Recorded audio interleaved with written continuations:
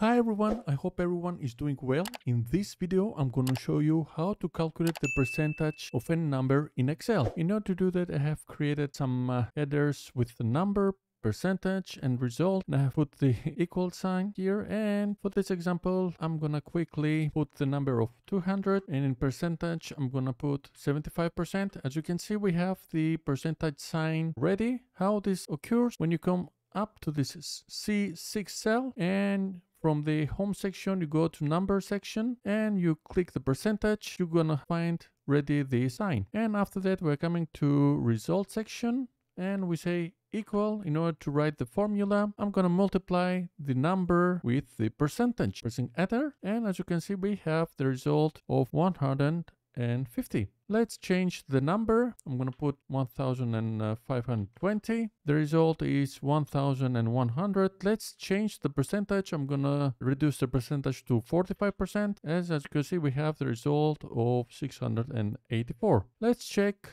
with the practical way. I'm coming to P7. I'm gonna find the number of 45%, but this time I'm gonna say 0.45. It's also the same as 45%. We're coming to E7 and we're gonna write the formula of number multiply the 0.45 equal. As you can see, we are finding the same result. Let's change the numbers, put 736. We have the same number. Let's go up also. We have the same results as the below. So this video was like this. I hope you like this video. If you like it, please give a big thumbs up. And if you're not subscribed to my channel, please subscribe in order to see more future content. Thank you for watching me, and I will see you very soon in my next video. Until then, have a nice day. Bye bye.